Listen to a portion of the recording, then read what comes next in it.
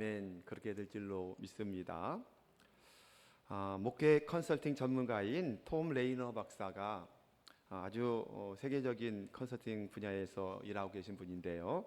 이분이 코로나가 막 시작되고 나서 책을 쓰고 나서 그 다음에 죽은 교회를 부검하다라고 하는 책을 쓰게 되었습니다. 제목이 굉장히 충격적이죠. 죽은 교회를 부검하다.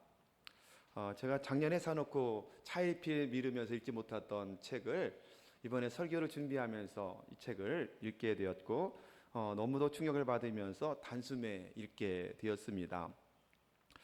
이 책에서 톰 레이더 박사는 14개의 죽은 교회를 부검했다는 겁니다.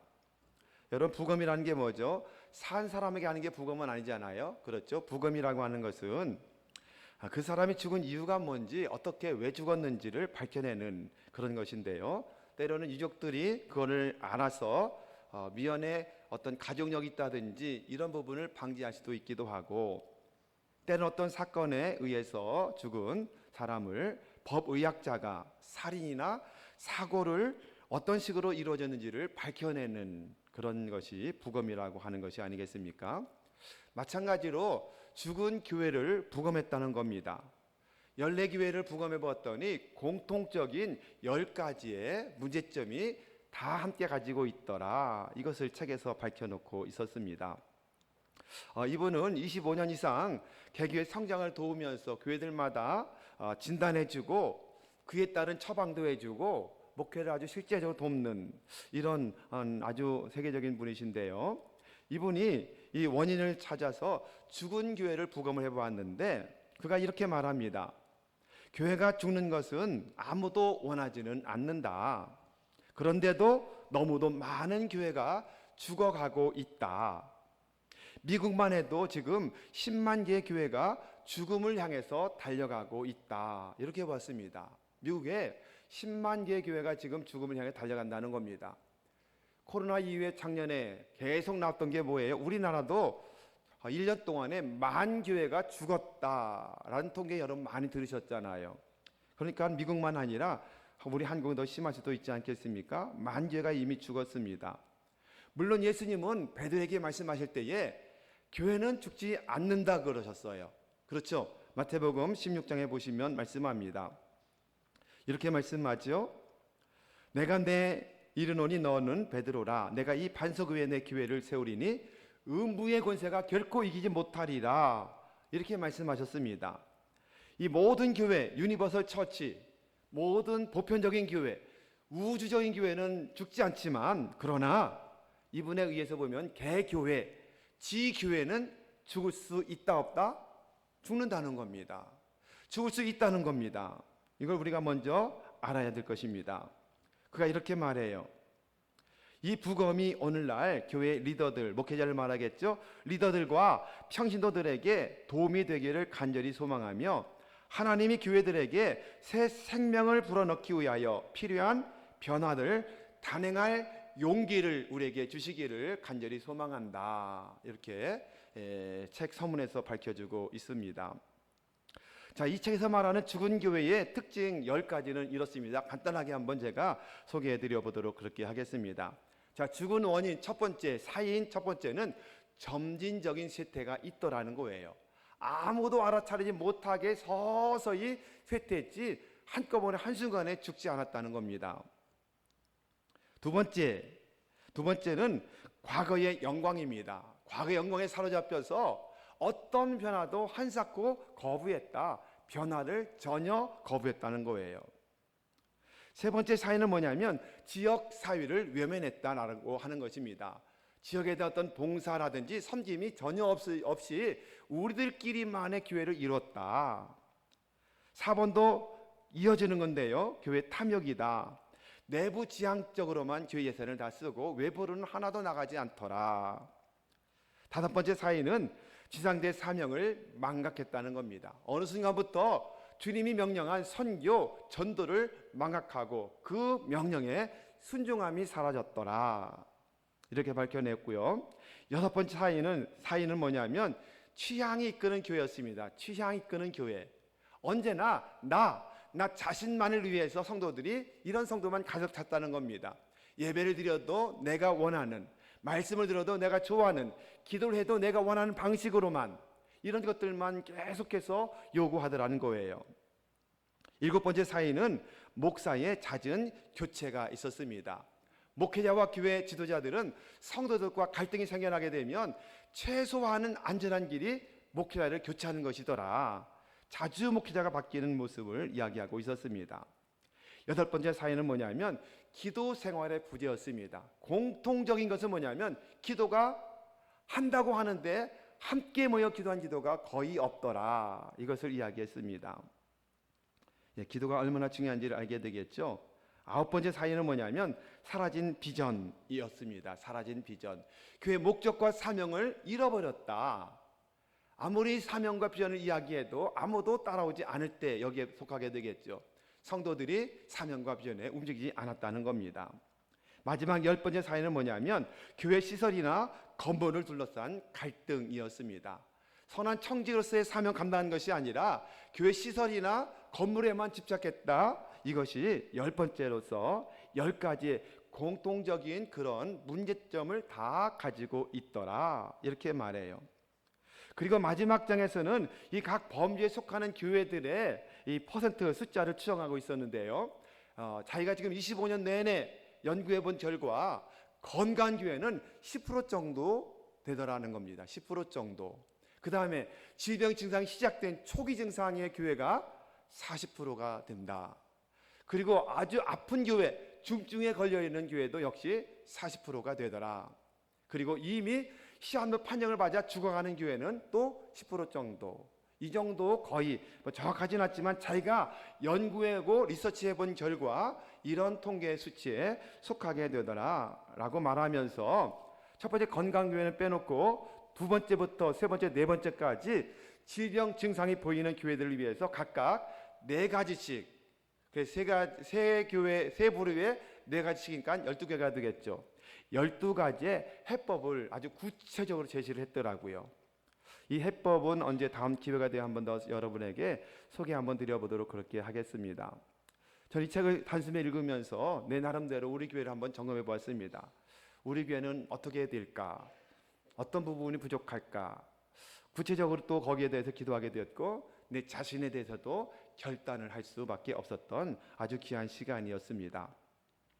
이분이 이 책을 발간하고 나서 바로 이어서 또 하나 책을 출간했어요. 그 책이 뭐냐면 이것은 반대적으로 살아나는 교회를 해부하다. 같이 나온 책이네요. 그 바로 이어서 나온 책인데요.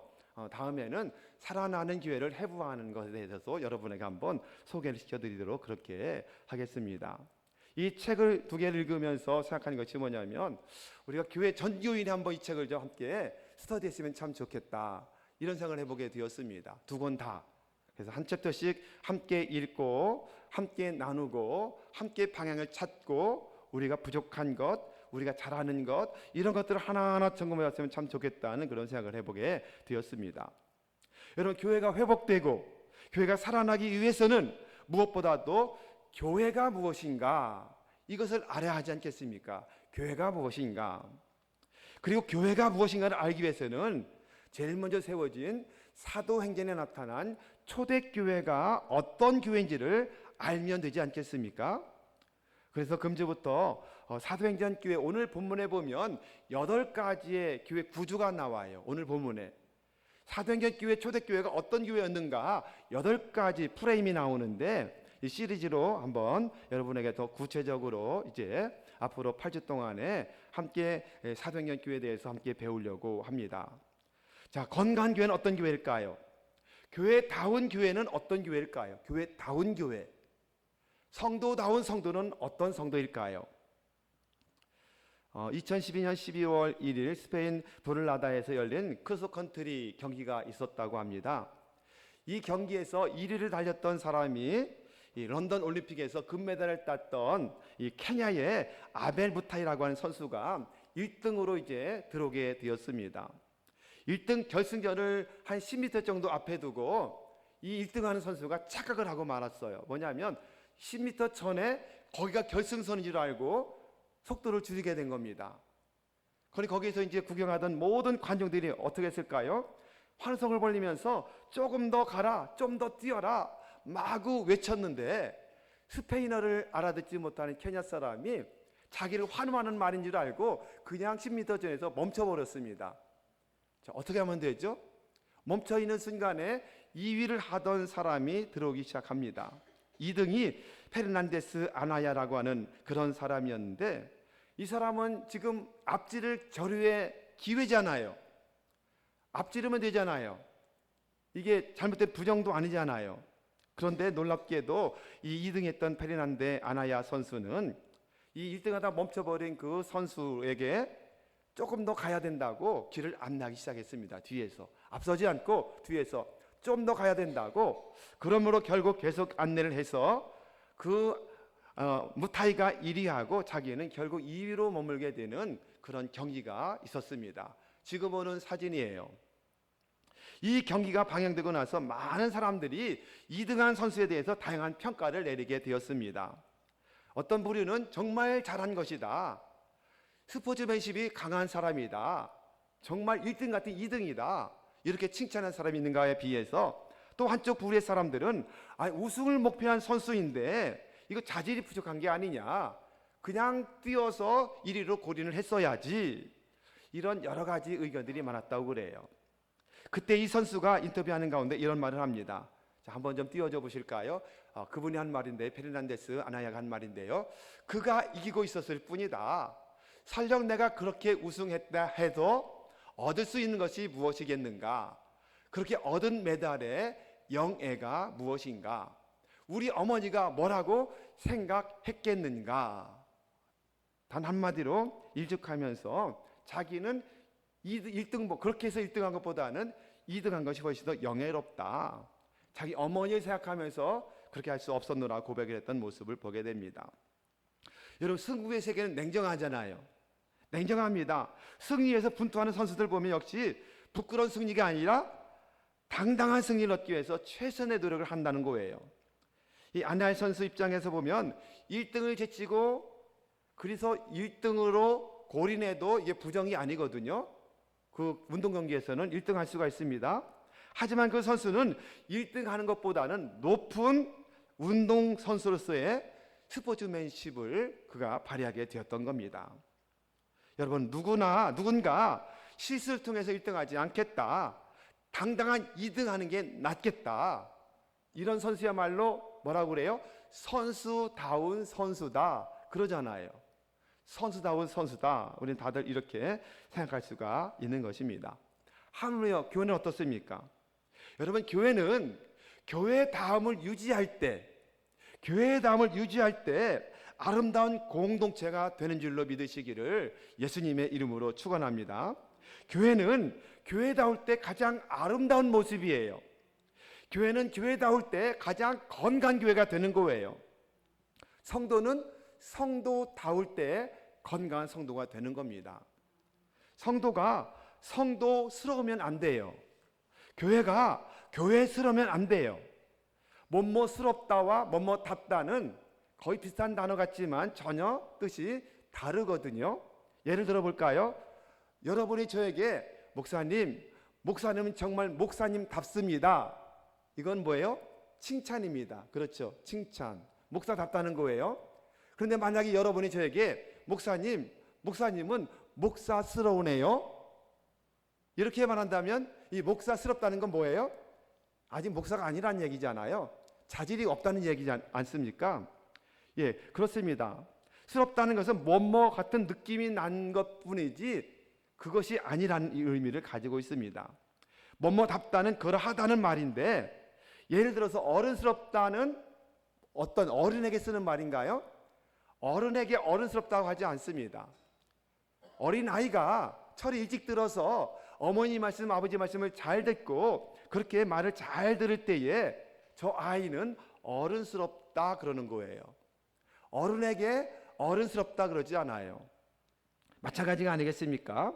교회는 교회스러우면 안 됩니다. 비스무리하면 안 돼요. 무늬만 공주면 안 된다는 거예요. 성도는 성도스러우면 안 되는 거예요. 직분자도 마찬가지입니다. 모든 직분자도 직분자스러우면 안 됩니다. 직분자다워야 되는 줄로 믿으시기를 바랍니다. 여러분, 그렇다면 교회가 건강한 교회고 교회다운 교회가 되려면 어떤 교회가 되면 되느냐? 오늘 읽은 말씀처럼 사도행전의 첫 번째로 나온 초대교회야말로 모든 교회 중에 교회요, 건강한 교회 모델이요, 정말 교회다운 교회구나. 그렇기 때문에 우리 교회가 앞으로 사도행전 교회를 계속 닮아가서, 우리 교회 표 중 하나가 사도행전 29장을 써나가는 교회잖아요. 오늘 제목도 그것입니다. 액츠 29라는 것은 사도행전 29장을 써나가는 재성교회라고 하는 설교 제목을 달게 되었던 것입니다. 자, 그 오늘 말씀에 8개의 구조가 나온다고 말씀을 드렸어요. 8개. 그 8개 오늘 간단하게 한번 정리해보고 다음 주부터는 하나하나 더 개별적으로 세부적으로 말씀을 좀 나눠보도록 그렇게 하려고 합니다. 자, 첫 번째 프레임, 첫 번째 구조는 뭐냐면 사도들의 가르침을 잘 받는 교회였다. 자, 이렇게 말씀합니다. 자, 42절, 함께 빨간 곳만 읽어볼까요? 시작. 그들이 사도의 가르침을 받아. 8개 중에서 제일 먼저 나온 게 뭐냐면 사도들의 가르침을 잘 받는 교회였다. 이렇게 말씀합니다. 공동체 특징 중에서 제일 먼저 언급했다는 겁니다. 제일 먼저 언급했다는 것은 제일 중요하다는 말일 수도 있지 않겠습니까? 그렇습니다. 교회는 교육 공동체다, 양육 공동체다, 배우는 공동체다라고 할 수 있는 겁니다. 왜 그럴까요? 예수님이 땅에 오셔서 가르치는 사역을 많이 감당하셨기 때문에 그래요.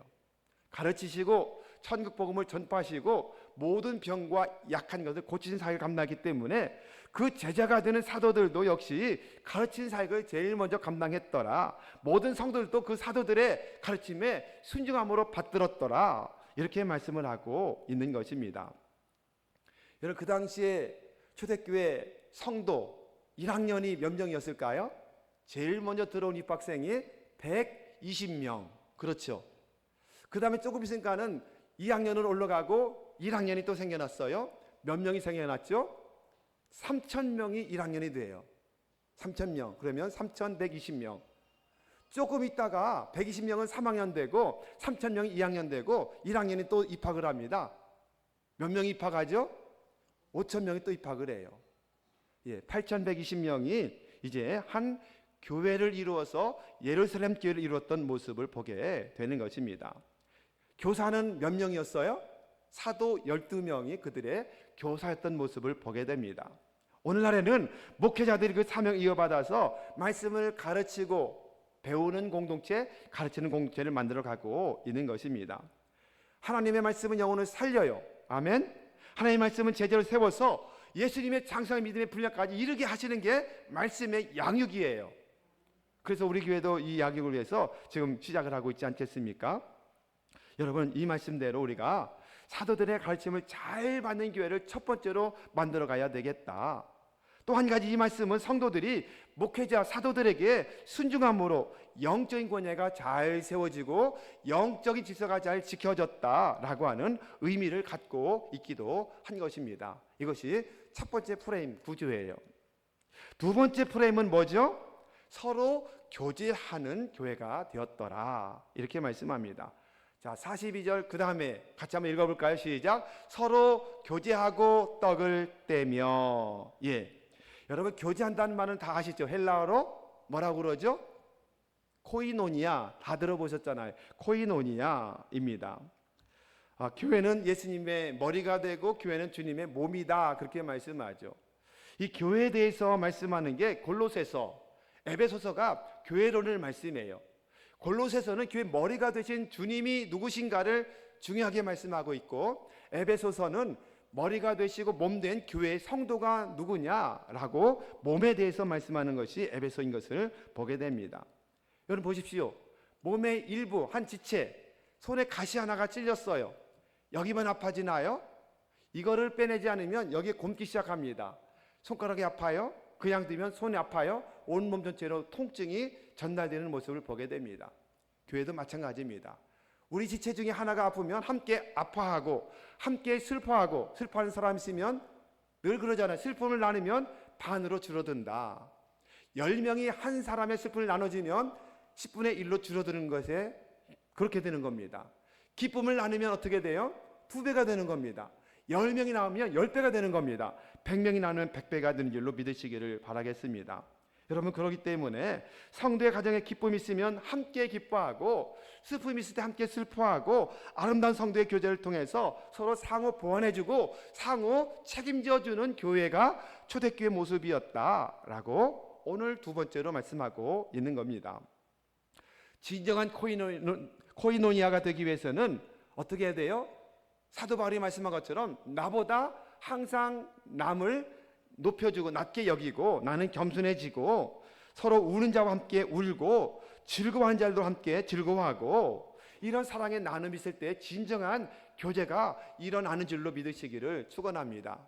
자, 우리 교회 여러분의 주인공 되어서 서로 교제를 잘하는 교회가 되어지시기를 우리 주님의 이름으로 축복합니다. 세 번째 구조입니다. 세 번째 프레임은 뭐예요? 기도 외에 힘을 다하는 교회였다, 이렇게 말씀해요. 자, 역시 42절 그 다음에 시작. 오로지 기도하기를 힘쓰니라. 아멘. 성령 충만 받은 다음에 오로지 기도를 힘썼어요. 오로지 기도를 힘썼더니 기도하는 교회는 살아있는 교회가 되더라, 이것입니다. 여러분, 설교 서두에서 죽은 교회 특징 중 하나가 뭐라고 그랬어요? 기도가 없더라. 그냥 기도가 아니라 합심해서 함께하는 기도가 부족하더라. 개인 기도 있을지 모르지만 함께 합심한 기도가 부족하더라. 우리가 이 사실을 결코 잊어서는 안 됩니다. 여러분, 감사하게도 우리나라는 기도를 많이 하는 교회들이잖아요. 서울교회나 다른 나라 교회들은 새벽기도 없잖아요. 수요기도도 없고 금요기도도 없습니다. 금요철야도 없습니다. 그냥 주일 예배 한 번만 드리면 끝인데, 우리나라는 많은 기도의 모임이 있어요. 예배 모임이 있어요. 얼마나 감사한지 몰라요. 그런데 좋은 전통들이 지금 자꾸자꾸 교회가 식어가고 있는 모습을 보게 되지 않습니까? 기도가 뜨거울 때는 우리 한국교회가 1200만 명을 자랑하더니, 기도가 식어지면서 1000만 명, 또 800만 명 그러더니 요즘에는 어떤 분들은 650만 명, 이렇게 말하잖아요. 코로나 바람에 650만까지 줄었다는 거예요. 줄었다는 건 뭐냐면 기도가 줄었다는 의미이기도 하다는 겁니다. 기도가 줄었다. 여러분, 그러기에 우리가 정말 좋은 전통, 새벽에 나와서 기도하는 전통을 다시 살려야 될 줄로 믿으시기를 바랍니다. 아멘. 새벽에 나오지 못할 환경이라면 적어도 하루에 한 번씩은 주님 앞에 나와서 간절히 기도하고, 그것도 안 될 상황이라면 집에서라도 주님 명령하신 대로 모든 성도 하루에 1시간 기도가 돌파되지 않으면 우리가 영적인 능력이 있는 삶을 살 수 없다는 것을 기억하며 기도한 일에 전심전력하는 여러분 모두가 되기를 축원합니다. 아멘. 기도가 먼저 돌파되시기를 바랍니다. 기도하는 가정은 망하지 않습니다. 기도하는 교회는 죽지 않습니다. 기도하는 교회는 반드시 승리하는 교회가 될 줄로 믿으시기를 바랍니다. 네 번째 프레임 뭐예요? 네 번째 프레임, 통용하고 나누는 교회입니다. 설교 서두에서도 여러 가지가 함께 복합되어 있는데, 나누지 않더라, 지역사회와 무관하게 우리끼리만 살더라, 이게 죽는 교회의 특징이었습니다. 그런데 초대교회는 통용하고 나누는 교회였습니다.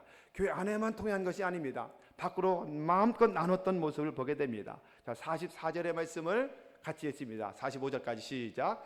믿는 사람이 함께 있어 모든 물건을 서로 통용하고 재산과 소를 팔아 각 사람의 필요를 따라 나누어 주며.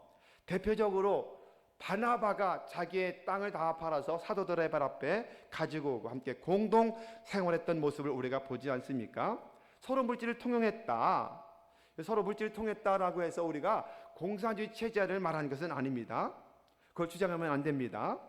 물론 공산주의가 이 오늘 본문에서 따왔다고 그러잖아요. 근데 공산주의는 망하는 것이지만 기독교는 성령이 만에서 나누었기 때문에 지금까지 교회는 건재한 줄로 믿으시기를 바랍니다. 초대교회는 성령받아 은혜 받고 자발적으로 재물을 나누고 물질을 나누고, 그리고 11조를 드리고, 저희들도 11조를 드리고 각종 헌금을 드려서 교회의 운영을 하고, 또 선교하고 구제하고, 이제부터 본격적으로 시작하려고 하는 이 지역사회를 위해서 구제도 할 수 있는 교회로 만들려고 지금 준비하고 있지 않습니까? 주님 말씀하시죠. 주라. 이렇게 말씀하세요. 주라. 그리하면 너에게 누르고 흔들어 차고 넘치도록 안겨주리라. 아멘. 주는 교회, 우리 교회도 주는 교회가 되어야 할 줄로 믿으시기를 바랍니다. 자, 다섯 번째 프레임 뭘까요? 제가 굉장히 좋아하는 말씀인데요. 같은 말, 같은 마음, 같은 뜻, 같은 열매 맺는 교회였다. 자, 46절 읽습니다. 자, 46절 시작. 날마다 마음을 같이하여 성전에 모이기를 힘쓰고 집에서 떡을 떼며 기쁨과 순전한 마음으로 음식을 먹고 날마다 마음을 같이 했다. 자, 4장 24절 시작. 그들이 듣고 한 마음으로, 여기도 한 마음으로, 한 마음이에요. 자, 하나 더 42절, 32절 시작. 믿는 무리가 한 마음과 한 뜻이 되어 모든 물건을 서로 통용하고 자기 재물을 조금이라도 자기 것이라고 하는 이가 하나도 없더라. 한 마음, 한 뜻, 말도 같은 말. 제가 우리 교회 영원한 표가 같은 말, 같은 마음, 같은 뜻, 같은 열매가 우리의 표잖아요. 여러분, 그러기에 이것이 사도행전 교회의 모습이라는 사실을 기억하시기 바랍니다. 항상 주님과 함께 또 담임 목사와 함께 같은 말하고 같은 마음으로 같은 뜻을 품고 같은 열매인 여기에 있는 1111세기 비전의 열매를 함께 맺어가는 교회, 그 교회가 어느 교회예요? 엑츠 29가 우리 재성교회인 줄로 믿으시기를 축복해 드리겠습니다. 아멘. 서울 총각하고 경상도 처녀하고 만나서 결혼했답니다. 어느 날 시골 총각이 여보, 우리 오늘 국수 삶아 먹자 그랬어요. 그랬더니 아내가 하는 말이 국수가 뭡니까? 국시지, 국시. 그래가지고 다툼이 시작이 됐어요. 남편은 국수다, 아내는 국수가 아니라 국시다. 막 다투는 거예요. 다투다 사건이 해결이 안 돼서 이장님에게 찾아가서 물어보기로 했습니다. 이장님, 국수가 맞습니까? 국시가 맞습니까? 그랬더니 이장님이 하는 말이 국시와 국수는 재료가 다르다. 국수는 밀가루로 만들고 국시는 밀가리로 만드는 거야. 이렇게 말했습니다. 그래서 물었습니다. 아니, 밀가루는 또 뭐고 밀가리는 뭡니까? 그랬더니 밀가루는 봉투에 담으면 밀가루, 그 다음에 봉다리에 담으면 밀가리야. 또 물었습니다. 아니, 그럼 봉투는 뭐고 봉다리는 뭡니까? 그랬더니 봉투는 기계로 찍어서 만드는 게 봉투고 봉다리는 손으로 풀 붙여 만드는 게 봉다리야. 이렇게 말했다는 겁니다. 여러분, 국시면 어떻고 국수면 어떻습니까? 똑같은 먹는 건데, 그렇죠? 봉투에 담으면 어떻고 봉다리에 담으면 어떻습니까? 밀가리면 어떻고 밀가루면 어떻습니까? 다른 것뿐이잖아요. 말이 다른 것뿐이잖아요. 똑같은 의미잖아요. 그런데 우리는 항상 내 말만 옳다고 우기거든요. 너는 틀렸다 그렇게 말하거든요. 아니요, 틀린 게 아니라 좀 다를 뿐이라고 하는 거예요. 다르다, 이렇게 말하는 게 훨씬 더 옳습니다. 다른 것과 틀린 것은 전혀 달라지는 겁니다. 비슷한 말 같지만 사실은 다른 의미를 가지고 있다는 겁니다. 다르다는 것은 뭐예요? 틀렸다는 말은 아니거든요. 서로 생각하는 관점의 차이가 있을 뿐이지 잘못된 것은 아니라는 뜻인데, 당신 나와 좀 다르네? 이렇게 말하면 참 좋을 텐데, 넌 틀렸어, 목사님 틀렸어요, 성도님 틀렸어요, 이게 잘못됐다는 겁니다. 우리 교회는 사도행전 교회처럼 먼저 우리 교회 전체가 다 제가 주님에게서 받은 사명과 비전을 가지고 또 제가 선포한 모든 비전과 사명에 대해서 함께 같은 말을 함께 하고, 아멘, 같은 마음으로 같은 뜻으로 같은 열매를 맺는 일에 함께 아름답게 세워져가는 공동체가 되는 일로 믿으시기를 주님의 이름으로 축원합니다. 자, 여섯 번째 프레임 뭘까요? 영감 있는 축제 예배예요. 영감 있는 예배를 드리는 교회였다. 자, 46절, 47절 시작. 날마다 마음을 같이하여 성전에 모이기를 힘쓰고 집에서 떡을 떼며 기쁨과 순전한 마음으로 음식을 먹고 하나님을 찬미하며, 하나님을 찬미하며, 하나님을 예배하며, 이 말씀이죠. 어디에서요? 성전에 모여서 다 함께 하나님을 예배하더라. 여러분, 초대교회 성도들은 하나님을 찬미하며 예배하며 모든 세상에 믿지 않는 사람들에게까지도 칭송받는 성도가 되었다. 그렇습니다. 교회는, 성도는 아까 말씀한 것처럼 교회다운 교회, 성도다운 성도가 되었기 때문에 믿는 사람에게도 믿지 않는 사람에게도 뭘 해요? 칭찬받고 칭송받고 인정받는 성도가 되어야 할 줄로 믿으시기를 바랍니다. 그 결과로 뭐가 나타나요? 그 결과로 예배를 드리기 시작하는 놀라운 역사를 보게 되는데, 예배가 너무너무 중요하잖아요. 우리가 구원받은 이유도 주님께 예배하기 위함이 아니겠습니까? 그러므로 여러분, 이 교회를 위해서 예배를 드릴 때에 예배를 기도로 먼저 잘 준비해 오는 여러분 모두가 되기를 우리 주님의 이름으로 축원해 드리겠습니다. 영감 있는 축제 예배가 돼야 된다. 아멘. 축제 예배는 뭐예요? 잔치집에 가면 뭐가 있어요? 노래가 있고 춤이 있고 흥이 있고 흥겹이 있잖아요. 이런 예배, 초대교회 예배는 축제 예배였습니다. 침울하게 울며 드린 예배가 없었습니다. 여러분, 그렇기 때문에 사순절에도 40일 동안 고난을 기억하며 고난주간 준비하는 거잖아요. 사순절에도 주일날은 제외시켰습니다. 왜냐하면 주일날은 부활하신 주님을 마음껏 높여 찬양하는 축제 날이기 때문에 주일날은 빼놓는 거예요. 이만큼 예배가 축제 예배가 돼야 됩니다. 뜨거운 감동과 감격이 있고, 때로는 감동의 눈물도 있고 웃음이 있고, 이런 교회를 만들어 가야 됩니다. 아멘. 예배, 주일 예배에 나와서 세상 근심 걱정 다 가진 것처럼 그렇게 예배 드리면 안 됩니다. 주일날만큼 예배만큼은 축제 예배다, 잔치집 예배다, 그렇게 믿고 열심으로 예배를 기도로 준비하고, 영감 있는 예배를 위해서 우리 예배팀들도, 찬양대 찬양팀들도 정말 뜨겁게 기도로 준비해서 예배할 수 있는 그런 교회를 만들어가는 우리 교회가 되기를 축복합니다. 자, 7번째 프레임은 사람을 구원하는 교회였습니다. 사람을 구원하는 교회. 자, 47절 다시 읽습니다. 시작. 하나님을 찬미하며 온 백성에게 칭송을 받으니 주께서 구원받는 사람을 날마다 더하게 하시니라. 하루에 3,000명, 하루에 5,000명, 안진뱅이 하나를 고쳤더니 수없이 많은 사람들이 다 주께로 돌아오는 역사가 나타났던 모습을 보게 되지 않습니까? 여러분, 그렇습니다. 초대교회는 하나님을 찬미하고 정말로 그 지역을 위해서 열심히 봉사하며 충성했더니 온 백성들에게 칭송받았습니다. 우리 교회도 이렇게 칭찬받고 인정받는 교회가 되어야 될 줄로 믿습니다. 아멘. 그 결과로 어떤 일이 생겨나요? 주께서 구원받는 사람을 날마다 더하게 하셨더라. 아멘. 예수님께서 말씀하셨죠? 요한의 말씀으로 마가복음 10장 15절에서 너희는 온 천에 다니며 만민에게 복음을 전파하라. 아멘. 마태복음 28장 19절 말씀에서 뭐라고 말씀하셔요? 너희는 가서 모든 민족을 제자로 삼아 아버지와 아들과 성령의 이름으로 세례를 베풀고, 그리고 내가 너에게 분부한 모든 것을 가르쳐서 지키게 해라. 할렐루야. 주님의 지상대 명령이에요. 이거를 잃어버리는 순간 교회는 죽더라. 여러분 꼭 기억하시기 바랍니다. 이 명령에 순종해서 주님께서 다시 오실 때까지 전도하고 선교하는 그런 교회를 만들어가는 여러분 모두가 되기를 축원합니다. 마지막 8번째 프레임, 대그룹 축제 예배가 아까 있었는데요, 또 하나는 소그룹 목장 모임이 있더라, 이것입니다. 자, 46절 한번 읽어볼까요? 시작. 날마다 마음을 같이하여 성전에 모이기를 힘쓰고, 여기는 성전에 모여서 하나님을 찬미하며 대그룹 축제 예배를 드렸습니다. 두 번째 이어서 읽습니다. 시작. 떡을 떼며 기쁨과 순전한 마음으로 음식을 먹었다.